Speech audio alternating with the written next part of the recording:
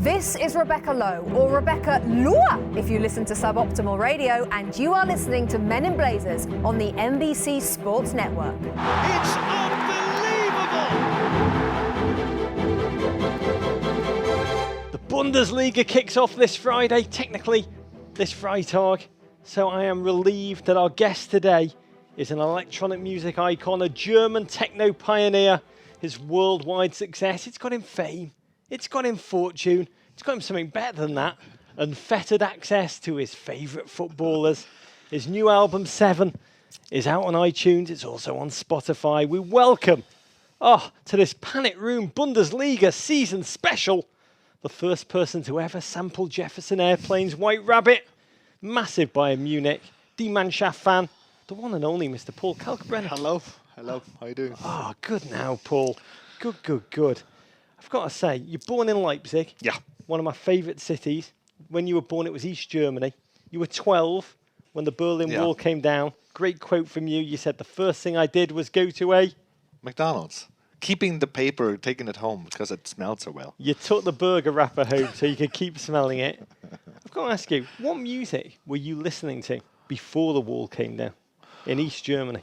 Oh, when I was like 8 or 9 years old, I loved modern talking. I don't know if that is a term here. I don't think outside Germany no one knows that music. Yeah, we only know Nena is the only one that came out of that entire country. I was happy that I was allowed to listen to West Berlin radio. Yeah. So I was just going with it. It was RIAS, Rundfunk im amerikanischen Sektor, was like actually American Forces radio. Yeah. Formerly, and I was just happy to be allowed to listen to that. But can you tell us, the wall comes down. Yeah. What happened sonically to you, musically? Was it just like a wave, a tidal wave hit young Paul? I have to say what it actually means and what happened that day just occurred to me and came to me years and years later. I maybe see it now in its full extent, what it actually meant, what happened that day.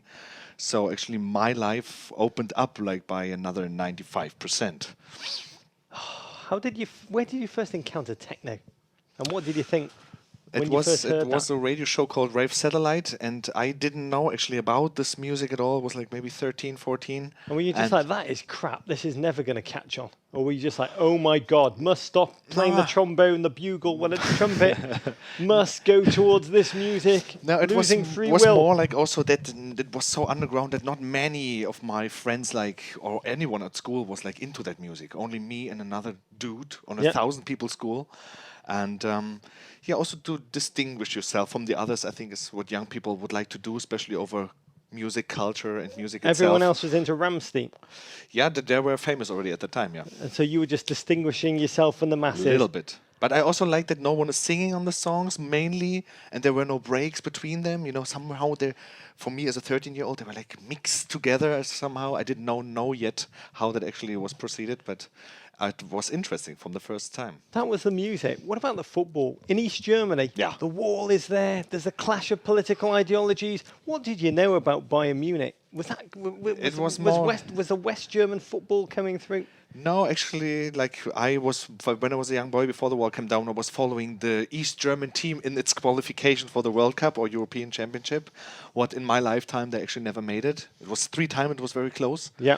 And like watching the Bundesliga just sometimes or the Bayern, this was not really a real fandom yet. It was like something from another world, what you just admire so like from far away, because it was just so, with this Olympic Stadium and all those players there. Matthäus, Lerby, Pfaff, so... How did you fall in love then? Talk about the evolution where you weaned yourself away from the East German football machine to fall in love with Bayern Munich. Yeah, because it was also not that it was absolutely not allowed to support a West German team, but do not provoke. Don't come with Bayern gear to the school and stuff. So it was something what you should keep for yourself a little bit, what made it also attractive. They were dangerous. Not Western. really. Western is really, really dangerous. So how did your heart wean towards them? The wall comes down. You're now a die-hard Bayern Munich fan. They're a major part of your life. It never went away. That's the point. It just got stronger and stronger, And also years later, if someone told me, you don't know anything about football, pick a club right now, I would have chosen it because of this mixture of like being so, Bavarian, homey, family style and a world brand on the other side. So I would choose it again. Oh, this is fascinating. I want to talk to you about the essence of Bayern Munich fandom. They've won 3 straight titles. As you say in Germany, Mazel Tov. You're in the hunt for a record 4th straight. Yeah. What is it like being a Bayern fan? I mean, at the you moment- win all the bloody time unless you're playing the MLS All-Stars. Where you're beating Werder Bremen 6-0, Hamburg, come here, 8-0. Does winning ever get too predictable, too boring, like Augustus Gloopy? Yeah, that's the sad thing, that actually it just gets like interesting when Champions League semifinals are on. But somehow this is how it went. I would also wish that they would maybe make the Champions League again a little bit smaller, so that already the group stage becomes like interesting with the matches we actually want to see. We don't want to see Bate Borisov. We wanted to see Bayern Milan and Liverpool Real more often, you know. It was bad back in the days, like the old European Cup were one of those matches that came up like maybe once every 3 years. Yeah. That they're somehow like one of those Clash of really the Giants. classics, yeah. So, but how do you approach a league season? A question from a listener at Pompot69. Paul, the season kicks off this weekend. Has Bayern Munich wrapped up the league championship already? Yes, unfortunately they have. That is, if they do not become the German champion with this squad, then I don't know. So what's fun about supporting? Yeah, I don't know. This is like, back in the days, it was like, let's say 10 years ago, we were so far away from a Champions League semi-final. Yeah. You know, or Milan twice, Chelsea, always quarterfinals, round of 16, 6 years ago. The Little Bayern. little Bayern. And Yeah. now, since that defeat in Barcelona, 2009, 4-0, could have been worse, they really made it. They made it to the top of among the top 3 of the world clubs. And sometimes that leads to that it's very boring in the Bundesliga itself. Yeah. What does the acquisition of Arturo Vidal tell you about what is going to be different about this Bayern Munich team? It's different this season that Pep Guardiola will throw away also the last idea of his playing philosophy if he wins this year. He's under big pressure. He looks very unnerved and stressed out. So it's obviously his last year, and Yeah, the prospect of moving to Manchester City will do that to a man. And without winning this big cup for the Bayern in 3 years with this squad, will lead it to a not very successful Guardiola era. The big cup meaning the Champions League. Yeah, the Henkelpot. The Henkelpot. The one with the ears. I love Vidal. Me too. That haircut. That haircut. I can never tell whether he's actually balding in really bizarre ways or he's got kind of crop marks. I think he is, and with that haircut, she can make it invisible that he is. Oh, you and me, we should be getting the Vidal. Who are Bayern? You're going to laugh at this question. Who are Bayern's main threat in the Bundesliga? I think this year, and what I hope so, is that Dortmund will come up again. They have been a little bit lame under Klopp's last year. Yeah, under Jurgen Klopp, they've now got Thomas Tuchel. Yeah, who obviously reaches the player and makes the Mkhitaryan guy, who was the biggest flop in the last years. Mkhitaryan, fantastic. Makes him too. So they have the chance, and also with Royce Aubameyang, a lot of people extended their contracts. So, and they're not a small club, you know, they have a huge fan base and also earned a lot of money in the Champions League in the last years. So they maybe should get rid of this underdog image a little bit, because they're not. So Tommy Tuchel, a Swabian with the magic touch. Yeah. What about Wolfsburg? Pressure of expectation this time I round. would say they come in second place and are the biggest opponent to the Bayern this year. Yeah. Very stable, very poised. What about Schalke? Schalke is a club that contains always the gene of self-destruction Oh, inside of the club. That's why I love them. So whenever it runs like a little bit well for them, they do something from the within to destroy it again. Yeah, so they got a new coach, Andre Breitenreiter. Breitenreiter. By the way, I love German self-destruction. Yeah. It's one of my favourite things. Julian Draxler, Max Meyer, Hövedes. Klaus Hövedes. World Yeah. champion Hövedes. Yeah. I can't even imagine what that must feel like. We will talk about that. You're going to have to explain what that feels like to an Englishman. We got a great tweet from a lot of people. They want to know, who are the Bournemouth? Who are the little teams? Who are the little rooting interests, the dream story in the Bundesliga this year? I think because the old school clubs who have been in Bundesliga for decades often have like Hamburg and stuff, like rotten structures, and then you have new teams like Ingolstadt, there's Audi behind. So that also makes the Bundesliga very uninteresting at one point, when there are only clubs from villages come to the top league, and like all this, there are like the second league in Germany is full of like cult clubs, but the same as in England, you know. I mean, SV Darmstadt, Yeah. 98. How do you say that in German? Darmstadt. Darmstadt. That means actually intestine city. Truly. Oh, God, they win. Their nickname is the Lilies. They're in the top flight for the first time in 33 years. A bit of a Bournemouth run. Tiny budget, about $8 million. Stunning promotion to the second division in 2014. Yeah. After almost being relegated to the fourth division in 2013. Up the Lilies. But you're going to have to make the case for me, because you don't seem that excited about the Bundesliga. No, I wait for Champions League. Make the case to Americans who are starting to watch Bayern. Why Bayern and not, say, Dortmund, Schalke or FC Ingolstadt? Why I support them or why they win? Tell us. No, make the case why we should support Bayern.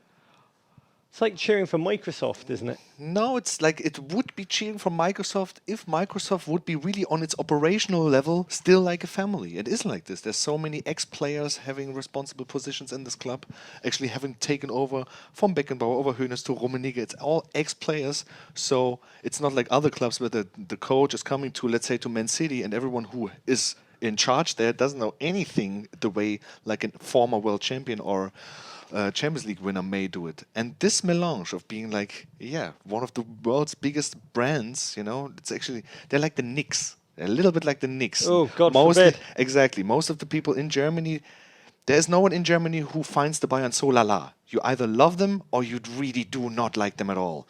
And it's a little bit like maybe the Yankees here. Or, Chelsea is not... There is no other league in Europe where like just one club has...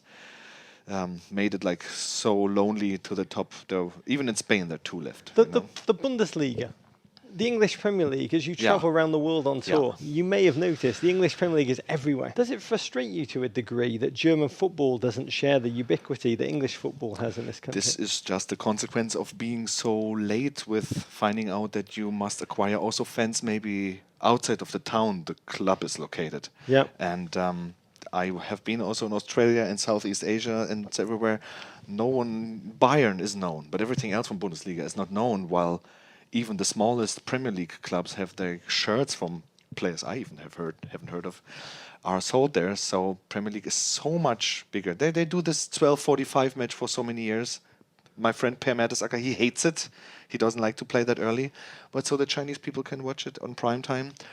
We still have the big discussion. Oh no, our match day cannot be so part. We need a lot of matches at Saturday, 3:30. Yeah. Actually, all the matches we would like. So it's this still socialist Germany. They make the games run on time. Yeah, and also we cannot get that much money for the Bundesliga from Sky because the Sportschau, what is from the like BBC, like public TV, will run it at 7 in the evening, not 10:30. What does Per have against the 12:45 kickoff? He doesn't like to play that This is early. his friend Per Mertesacker. Yeah, he is. Also, I like to, I'm not really. If I would have to play a show at 12:45 noon, that would be not so good. Maybe still tired or whatever. So Per's not a morning person. he actually says like maybe it's also his record that he lost so many of those 12:45 matches. Yeah, he's not really an afternoon person either. Some people would say. I've got to ask you then, how do you look at the English Premier League from a German perspective? Do you love the Bundesliga and the Champions League, or do you also have a kind of an affection, a rooting interest for an English Premier League team? Of course, I now also united with Schweinsteiger and the three Germans at Arsenal. You follow that more, and sometimes I have Sky, also the German Sky. I can watch live Premier League matches. And Robert Huth, obviously. Yeah, you forgot to mention him and Leicester City. Okay, Schweinsteiger, I'm shocked. I'm shocked. Yeah, I'm shocked you love him still. This is I wanted to ask you this. So you love Schweinsteiger. Yeah. He is Bayern Munich to his core. He would have died for that team. Yeah. Bayern Munich and Manchester United, European heated rivals. You have cheered against United for decades at this point. Forever. He comes on as a 60th minute substitute last weekend. And doesn't play well. And Man United, he looks like he's been... He looks like he's been a little bit with his mouth on the chocolate fountain. He's been eating some pies in the north of England. He's a man you love, but he's in the jersey of a long.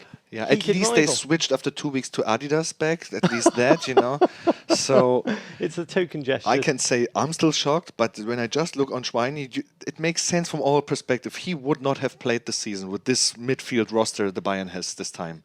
And That's very he big of also, you. yeah. And the thing is, he's 31 years old. They offered him like 3 years contract for like another 40 million euro, and he's a nice guy coming from a Bavarian village, so he will take it. And it's a big, to go there in this age and trying to succeed on this level. I mean, in Germany we say Schweini, you're always fighting so much. I mean, in the Premier League everyone plays like that. So this is the equivalent. he has balls. Let's say he has balls. He has Balls. He has balls. How do you say that in German? Er hat Eier. Ah, it's a little more menacing in your language. So it's essentially the equivalent, what you're telling us, of taking the puppy down to the river, putting it in a sack, and drowning it, giving it to United. It's a nice, dignified end for Schweini going to United. So you don't harbour an anger. He couldn't be that year with the Bayern on the bench or go to MLS already because he needs to lead Germany to the European title next summer. So that's why he needs to play a major league. Oh, he's a master plan. Pep said he's not been fit in 3 seasons. Yeah. What should we expect from Schweini? He does look like he's been on the old chocolate. He's been on the old chocolate. It all depends on his physical fitness. He has to be, especially to play the way he plays, he needs to be 100% physically fit. If this is just 98%, he is then, some people would say, too slow or like cannot catch up to the match. The thing is, let's see. I mean, I think his down there, his what is it, ankle or whatever, is sensitive. So his ear. His Eier. Eier, yes. Seine Eier sind sensitiv. Per, we've got to talk about. He's your mate, the BFG. The BFG himself. What an amazing bloke. Yeah, he's also a very nice guy. He's an amazing guy. How do you know him? Tell us about Per. Tell us the behind the scenes Per. We didn't know anything about him, but at this time his girlfriend said that he is obviously a Paul Kalkbrenner fan, and if I can make like a short video message for the wedding they have. Yeah. And so that all started. And after the World Cup, 5 days after winning the World Cup, he came with us in a tour bus to some festivals. And it was so great for him that he obviously admires this 3 days of tour as much as the World Cup. That's always how it sounds for him. Per is a bit of an EDM freak, is he? Yeah, he obviously likes that. He also, like, when you are in the football club, since you're 16, you're only with that academic and then playing and then training and never go out. Going to some music festivals is obviously from a completely different world, and that's why they like it. He always looks to me like a philosophy student trapped in an elite athlete's body. Yeah. He has like the simple truths. He knows about them. The Simple Truths of Per Mertesacker. That is a book I would ghostwrite and then purchase. Mesut Ozil. Yeah. Loved by connoisseurs, loathed by many. How is he viewed from a German POV? I mean, we all know that, like, with his left foot, he can play passes. Like, really, no one else can play that way. But he carries always this, I would call it, lethargic attitude sometimes. I think, I mean, for Arsenal, it's a very important season. Now, cup winners twice. They actually have to go for the championship. But the first match, as I can, that didn't run very well. Emre Can, is he on the German radar at Liverpool Football Club? Yes, because there was this under-21 European Championship, which was like broadcasted like in prime time in Germany. So we know about him, that he plays a very good role there with the Reds. Euro 2016 on the horizon. I've got to ask you, level of confidence in German victory. Is it 0, which is English levels of confidence? Yeah. Or 10, Manuel Neuer levels of confidence? Where would you place yourself? Whose level of confidence? 10, Manuel Neuer. How confident of German victory are you? I'm actually always very confident, but this time you can see the base of this World Cup title 2014 is that 7 players played in one team at the Bayern. Toni Kroos left since then, Schweini left. It's actually, Götze is not really like playing for the Bayern, so it's actually just Boateng and Neuer from that core. So it could get difficult. Other countries are catching up. And winning a European title is even more difficult than winning the World Cup. Because you have no easy matches there. You sound to me like a man getting his excuses in early. That we win. You will win. I've got to ask you also, going back to the East German issue. Yeah. I know there's no East Germany anymore, but it's 15% of the German population. But it's delivered so few players to the German national team. And the great ones, Sammer, Michael Ballack, Toni Kroos. Only a few. Why is that? Is it that happened because of the wall came down, 1989, and immediately there was the chance for East German players to play for hard German Deutschmarks in the Bundesliga. So especially Rainer Kalmuth from Leverkusen, like bought Andreas Thom and Ulf Kirsten, that even Helmut Kohl, the chancellor, had to say, no, this is not how it can work. We cannot buy this empty there. So the reunion with the leagues was just in 1992. So that was not enough time. The time was gone. So the best players have left. So now actually there are a lot of East German teams in the third league. Yeah. And yeah, that was the mistake. That So between German football was essentially pillaged by the West. The East was taken away, and now you have West Germany, old West Germany being like the equivalent of United, Chelsea, Arsenal, and East Germany, the teams more the Evertons. Yeah, exactly. Yeah. Yeah. Not the Evertons, say it's third league, Nottingham Forest. You make me feel better about myself. Nottingham Forest. Does it impact the way you think of the national team? The fact that there's so few East Germans who kind of come through? No, because I'm not and especially after 25 years, you should not be anymore a particular East German, because time has passed since then. Let's talk predictions. Are Bayern Munich in a class of their own in the Bundesliga? Yes. Do they have what it takes to win the Champions League? That we will see from semi-final on. I need to know, though, how are you feeling? What does your heart tell you about this year? And that it's time again. And if the answer is it's not, will Pep Guardiola be there next season? He will be not there next season, no matter what happens. Oh, hashtag Bob Bradley for Bayern Munich. I've got to ask you, as a German and a Bayern fan, Yeah. how is Jurgen Klinsmann's kind of experimental era with the US team? How has that played through in the German media? How do you view it? He was also with the Bayern for 1 year, what led to that crushing defeat versus Barcelona. And he is obviously not a good all-day team manager. But even this World Cup 2014 is somehow based on the work of Jürgen Klinsmann, even though he was just there for 2 years. He set the structures that Jogi Löw could work on. What about the likes of Julian Green, Danny Williams, Jermaine Jones? When one of these players chooses to play for the US, do you even notice? No. The thing is, it's because it's so small here, but I have no doubt that, let's say, if our football, would be in the last 5 decades as popular in the US like it is on the rest of the planet, there's no doubt who would have won the most World Cups.